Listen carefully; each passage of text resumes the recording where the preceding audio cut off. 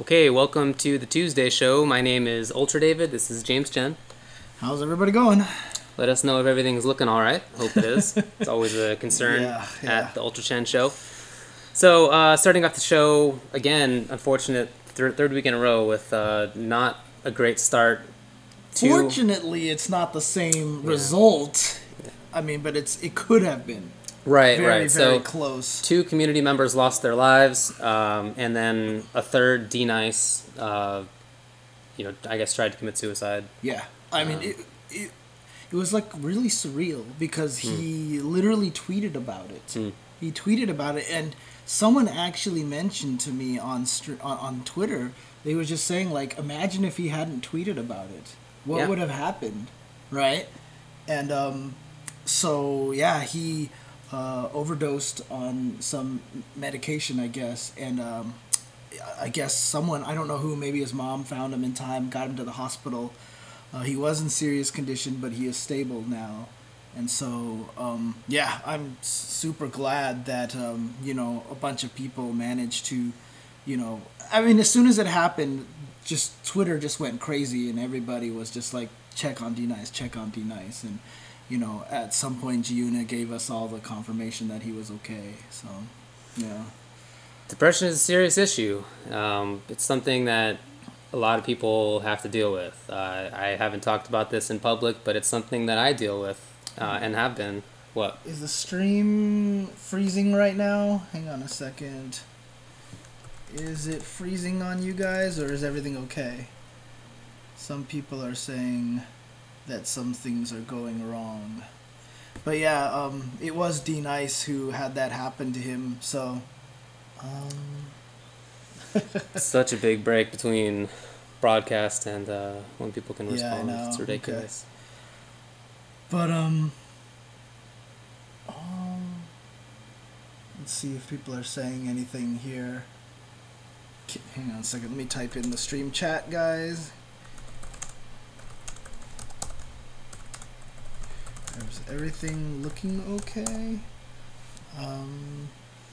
Agent J007 says that it's looking good. Okay, everything's looking good then. Okay, they're saying it's Twitch's problem right now, so... But yeah, so... Freaking Twitch. Anyway, so for most of my adult life, depression is something that I've been dealing with. It took me a really long time to figure out that that's what it was. It didn't come for me as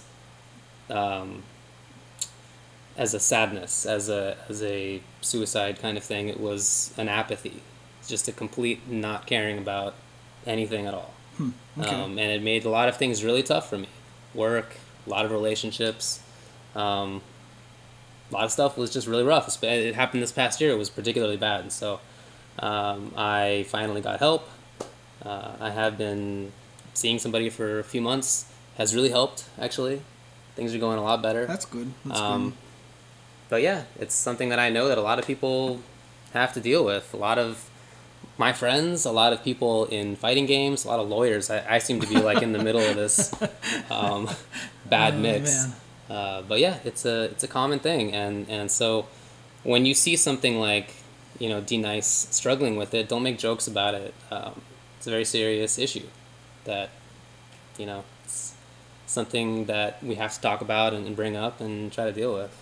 Yeah, I mean, just at that, a lot of people know I wrote that one blog post right at the turn of the year, and I mentioned too that that a lot of times I spend a lot of my time just being kind of depressed in general, and I do think it is a huge problem, and I bet you it happens to way more people than we imagine. And in fact, it feels like a lot of times probably the happiest people are the ones that are... you learn how to put on a face. Yeah, exactly. You really do. You start to learn that kind of stuff. And, I don't want to say that, like, this kind of combined into it and such, or this had any reason for what happened with D-Nice, a.k.a. Dwayne, right? But, I mean, he tried to do commentary a few times, and he just got absolutely shitted on, right? People talk so much shit on him. Then at a recent tournament, he said that he was really good. I mean, this was like last week or 2 weeks ago. He basically said on stream, he was like, I'm going to work really hard on Marvel.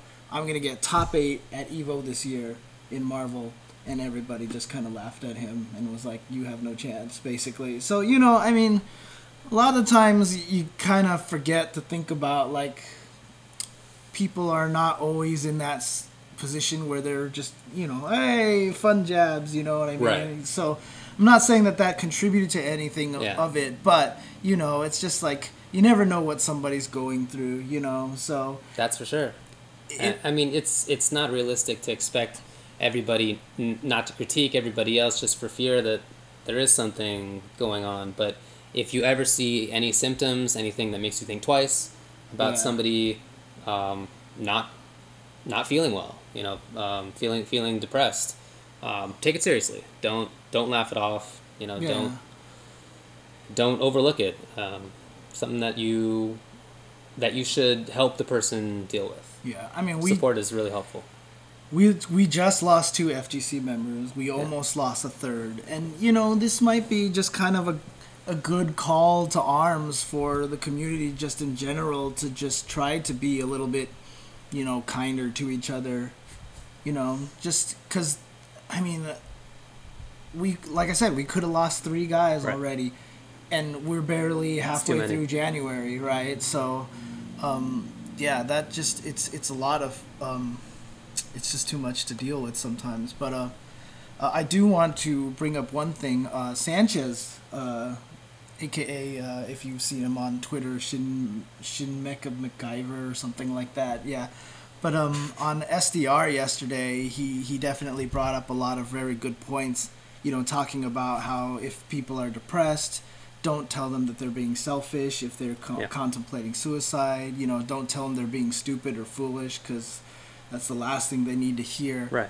And he also gave out some information. If you are depressed, or if you know somebody who's depressed, there's the suicidepreventionlifeline.org website, as well as the phone number that you can call 24/7, which is 1-800-273-8255, which you can find on that website.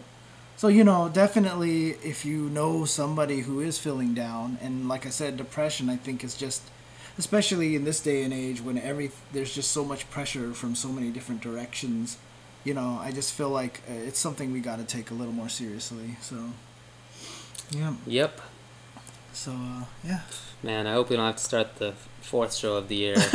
I know. Can we start it as a happy thing? I mean, like, I'm a super emotional person, and I will be the first to admit that as soon as I found out that D-Nice was okay, that I was crying at work. Like, I just fell into tears at work, because I was just like, it's too emotional right now, you know what I mean? Because I don't wanna have to start a show every week.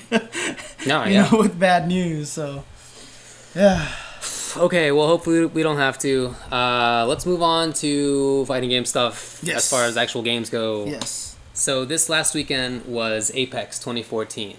I've been there previous couple of years. I didn't make it out this year. Mm-hmm. I felt like maybe that was a mistake, because it sounded like it was pretty rad. Yeah, and I remember last year, like, didn't one of the tournaments run all the way till like 3 a.m. or something crazy? Brawl was like so late at night. Yeah. Dude, they finished at like 8 p.m. or 9 p.m. Really? Eastern time or something. Like, Melee was done by so they did a really good job running that tournament, and it was just super exciting. Lots of really cool stuff happening there. So, did you get to watch much of it? Not live. I actually like, there's a lot of tournaments that I'll hear the results. I'm like, okay, I heard the results this time. And I was like, oh no, and I had to go back and watch. So I watched. I did watch a lot of Melee live. A lot of Melee live. All right. I watched. And then I watched Marvel and Street Fighter 4, skipping through them a little bit. Okay. Top 8. Okay. So, I also didn't watch it live. I wasn't here all weekend. Right. But when I heard the results, I also had to go back and look. Okay, so I didn't watch anything else other than Street Fighter 4. Okay. I watched all the top 8 of Street Fighter 4. But let's not start with that. Let's start with Melee, because this is traditionally a Smash major. It's one of the major majors for the Smash community. Now there's also, you know, a very strong representation for other fighting games, but that's its origins. So let's talk a little bit about Melee, Brawl, 64 maybe, whatever you got. I know Winton's in here in the chat, but I did hear that Melee, it turned out to be the second largest Melee tournament ever, right? After Evo. Yeah, after Evo. So, dude, a 13-year-old game now had its 2 biggest majors, like, that's awesome, right in a row. I mean, within 1 year, within about 6 months. Yeah. And it's just really cool to see. I mean, while watching some of the fighting game streams over the weekend, like, someone would do something, you know, casually, whatever, in Marvel or whatever, and then you just hear audience going crazy. And you know it was on the other stream. You know it was going on in Smash Brothers. So, I mean, dude, only way I can really say it is just, dude, let's get Smash in Evo 2014, dude. I feel like it will be there. I'd be really surprised if it wasn't at this point. I feel like it's like my third pick. Obviously, SF4 and Marvel are making it, but I think Smash is the game. One of the whatever Smash is out is going to be third. So yeah, and it's kind of interesting. I mentioned it during our recap episode, but I feel like that whole stigma of Smash is not a fighting game is just almost eradicating itself. Like, that's gone now. And mostly. You saw all the people like Yipes and Justin and all these guys tweeting like, holy crap, this Melee is amazing. Like, Smash is amazing. So, you know. I do wish, on that note, I wish that Apex wouldn't section things into the Smash and the FGC sides. Like, that's the language that they use. Those are the terms. Don't do that. Don't do that. Call it like the Smash side and then the other side. Because they're all fighting games. Don't like feed into the whole it's not a fighting game, it's not FGC kind of thing. Because in the past year, the Smash community made gigantic inroads into a lot of people who previously thought that stuff. Right. Yeah. And so, keep it up. I noticed a lot of fighting game players watching the stream, and they were having a great old time watching it, you know. So yeah, definitely last year when I went to Apex, Melee top 8, Melee finals were so crazy, so good. And it was awesome, too, to be there with, you know, a whole bunch of Melee players. Kind of explaining what's going on live and super cool. So I mean, obviously you and I don't know the players as well. Yeah. So we can I'm not going to be able to break down the action really. I can, you know, I watch it and I know the basics, but I don't know the high level stuff. So I mean, I know because obviously for Evo I had to do a lot of research for a lot of the players. So I mean, people on here can correct me if I'm wrong, but the fact that Dr. Peepee took it over Mewtwo King and Mango, who was the Evo champion, is pretty big. And if I'm also not sure, but Leffen, the Fox player who got 4th place, if somebody in there can confirm for me, is that Armada's brother? Because I heard that they mentioned that Leffen was from a different country, so I don't know if that was his brother or not, like from Europe, and I thought it was the same one, but I'm not 100% sure. So Armada did not get top 16 in Melee? I don't know if he actually entered, because remember at Evo he showed up just to support his brother. He got 4th in doubles Melee. Oh, okay, so he was playing. I mean, he was there, and he was playing, I don't know, I assume he's played in singles. Okay. I don't know. No, he's just European as well. Okay, so Leffen is not the brother then. Okay, cool. But it was cool to watch. I wish I could do more in talking about it now, but sorry. Dude, I mean, it's the action is so fast in that game. So I just thought it was really fun to watch. And one thing I will say though, I know Mewtwo King has kind of like a history of doing weird things, but I really wish he would stop, like, because he'll get to the point where it looks like he's gonna lose, and so he'll just like drop himself off a stage and kill himself. Oh yeah, and just end matches that way. I mean, like the grand finals, right? When it GG? was, yeah, basically, like when Dr. Peepee was about to win, like you could tell like D1 and Prague were getting like so hype, and then like he knocked him off, and instead of trying to get back on, he just like fell off, and like it was like well, there you go. I guess Dr. Peepee's your champion, and it was just, I don't know. I was kind of sad about that. That's too bad. Yeah. but it was really fun to watch, and it was good stuff. So congratulations to Dr. Peepee for sure getting that place, and you know. Top 8 in Brawl was Meta Knight, Ice Climbers Pikachu, Meta Knight, Diddy Kong, Meta Knight, Ice Climbers. Cool. All right. I didn't watch any of that. I don't want to talk it down or whatever. I didn't watch it. Yeah, I didn't get a chance to watch much of Brawl. So I didn't watch any of 64 either. I also didn't watch Project Melee, although that's really cool that's being taken seriously in majors. Yeah. I mean, it's really interesting. I don't know. It's just like, I think it's super cool, dude. The results are really varied, and I mean, I've seen it before. Certainly, it's a fast-paced, interesting game. Right. So. Every time I see Project M, I'm just like, what could we do with Marvel? Not gonna happen. Sorry, it's not gonna happen. Oh man. Okay, so in Street Fighter 4, let's go through the top 8. I'll start at the bottom. Mike Ross, Honda. PR Rog, Fei Long. Knuckle Dew with Guile. Tampa Bison with Bison. Yes. Justin Wong with Rufus. Dominion Guile. Ricky Ortiz, Rufus. And then Sanford Kelly in the first place, taking the whole thing with Sagat and Oni. Yes. I only saw the top 8, so I don't know how much of those two characters he used outside of the top 8, but to start the top 8, he lost with Sagat. And then he went Oni the whole rest of the way, and he won the tournament from loser's bracket. So. Yes. Defeating Ricky Ortiz 6-0. That was such a baste. What? A baste? Like basting a turkey? Yeah, before you put it in the oven, and then you never heard of that? I've never. Okay, sure. I'm down Destruction. with it. Okay. I'm down with it. Okay, All right. okay. I'm gonna start using that word more often. Like to me, every time I hear the word "based," it's like "based God." You know how they always use that. Spelled differently. Different word. Exactly. He was so aggressive. That whole grand finals, he was just in Ricky's face, and I've seen Ricky do that, and I haven't too often seen that done to Ricky. I mean, if it's like Sakura and he's getting like set played to death or whatever, but outside of just a few situations, Sanford did not use set plays. Just a couple of corner tricks. And in general, it was just in his face, pressing buttons, dragon punches in just exactly the right situations. Huge damage at any one moment. I mean, I'm not okay. Every time someone says this, everyone's like, "Oh, you're just giving him excuses, right?"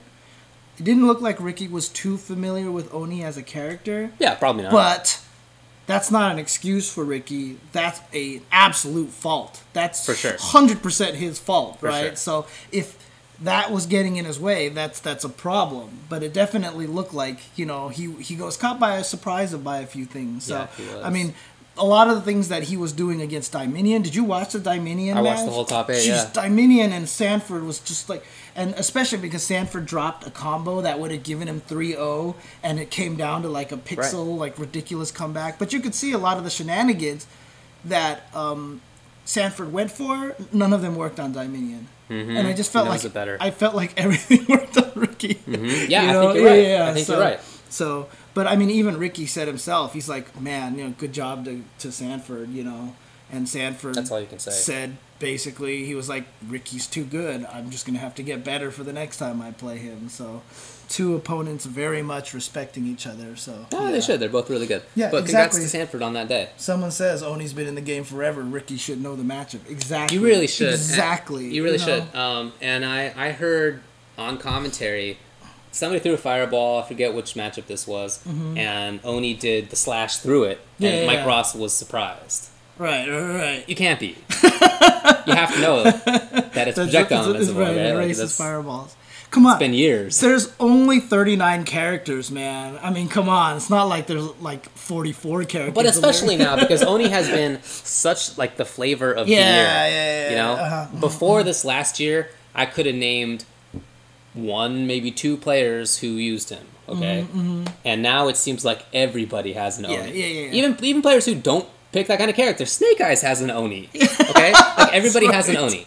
You gotta know that matchup now. And the funniest thing about it too is I pointed out on Twitter, Evil Ryu won Capcom Cup and Oni has won Apex. So these two characters who were just added, the most recently added, no one really played them at first, and they're taking tournaments here. So now I'm terrified of Oni in 2012. Oh, I'm sure. In Ultra, I should say. In Ultra. I'm sure they're watching. I'm sure that, having seen these two characters do so well lately, and Vega too, Vega winning a major, I hope at least that they're going to tailor what they do with that in mind. I think that they probably will. Yeah, and Combo Fiend just was on record during one of the live Capcom streams. I mean, he said that this game keeps changing, like, drastically. Right. He's just like, 1 week this character seems super weak, and then all of a sudden the next week he's like way too strong, and so. And then that's the way it works with balancing. I mean, Seth used to always tell the stories of how, like, Vega was always the strongest character before Vanilla came out. And it was, like, right before Vanilla came out that he got kind of tweaked. And he just got stuck that way. And so, and Rufus was, like, the worst character the entire time until right at the end they tweaked, like, 1 or 2 things. And then he was one of the top guys in Vanilla. That's funny. That's how delicate it is, right? Definitely, It's ridiculous. So. Did you watch... Oh, you said that you watched Marvel. I did watch Marvel, because all I saw on Twitter was Justin Wong. Oh my God, Justin Wong, and Justin Wong just did his thing. I mean, in grand finals he played against Flocker. Yeah. Well, let's talk about the top 8. So it's Justin Wong, Flocker. 3rd was PR Rog. 4th was Flux. Then Chris G, Ray Ray, Marlon Pai, and Fublat. Nice. Now Chris G, he basically said it was really early in the morning that they played Marvel, right? Because they had to get the minor games out of the way for the big stuff, which was the Smash games, right? That makes sense, yeah. So Chris G apparently just was having execution problems. He could not do the Morgan stuff. He said his hands were cold or whatever. Oh, no. So he actually played his Ryu Hawkeye team the entire top 8, and he just got... I think he lost 2 straight. Yeah, I think he lost 2 straight. But, well, that's too bad.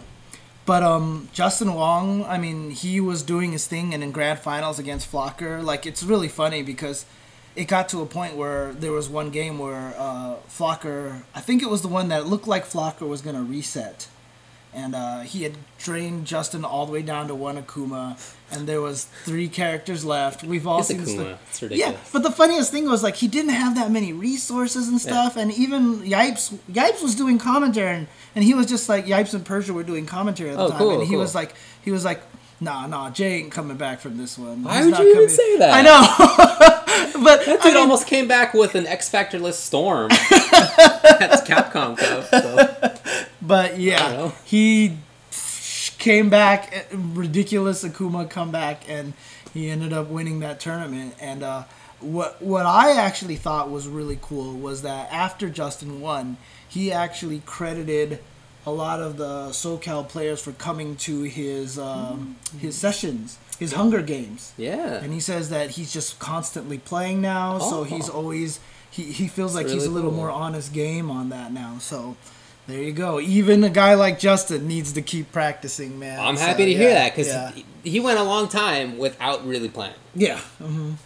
I mean, really, like, he did. Like, he would show up to tournaments, of course, but other than that, he was pretty much not playing fighting games for, like, a long time. Oh, someone was saying it was Yipes and Ski Sonic. I know Yipes and Persia were doing it for a very long period of time. That sounds cool. I want to hear that. Yeah, so. It was Mike Ross and Ski Sonic doing Street Fighter. I thought they did a really good job. Yeah. I mean, the Oni gaff aside, I thought that they did a really good job. Yeah, but everybody makes mistakes on commentary all the time, dude. No. Oh, yeah, okay, except you, right? Nope. Yeah, except you. Yeah. Fair enough. So I have to live up to the standard all the time. That's why everyone thinks I'm wrong all the time, because I'm sitting next to you. Here's my secret. If you're not 1,000% sure on something, just don't even bring it up. Okay? So, like, I was talking about this, I think on Reddit. Ski Sonic is confident that he knows Marvel, because he does. Right. Plays it a lot, follows it a lot, he knows Marvel 3. So he is very confident in saying stuff. Mm-hmm. And so he says, let's say, 1,000 things. Mm-hmm. And maybe like 5% is wrong. I don't know, whatever percent is wrong. But that's a lot. He gets 50 wrong. Okay? Mm-hmm. I don't know anything about that game. So I say 100 things. Okay? And maybe like 30% is wrong. But I say fewer wrong things as a result. Yeah. So I get this reputation for knowing Marvel because I'm not making like these obvious gasps. But it's only because I don't talk. Okay, just like listen to my commentary. It's so worthless. So you know what's really interesting though? I've been trying to find new teams for a long time. I tried Dormammu on my team for a little bit. I'm dropping Felicia, putting Wolverine on my team. Just as a much better version of Felicia and stuff like that. Dude, it's like I just jump into training mode with these characters, and I learn so much about these characters. And now when I watch the tournament, like, so much stuff makes more sense. That happened to me when I was messed with Spencer a little bit. I just need to like go into training mode and like really just grind on every single character, and I think that would help a lot. It totally would help a lot. Yeah. I'd rather learn Blaze Blue at this point. I need to do that too. I need to sit down and do that, and Amane looks really interesting. Yeah, that's cool, right? That video. He looks really anything else you want to talk about Apex? Justin Wong won Killer Instinct. Justin Wong won Killer Instinct. Yes, he did. I didn't get to see any of that, but I also heard that there was only like 16 entrants like for Killer Instinct at the tournament. What? Yeah. Like, I forgot who mentioned, someone tweeted, it was like, there's only like 16 people in Killer Instinct. That's really surprising. I thought that there was a pretty good scene for that in the Northeast. Maybe they just didn't show up to... That's too bad. I'm sorry to hear that. I mean, to Apex? I don't know. I didn't watch any Injustice. I'll probably go back and do that. Cool that Manhunter won. Character should have won a tournament by now. So Manhunter, Black Adam, then Manhunter.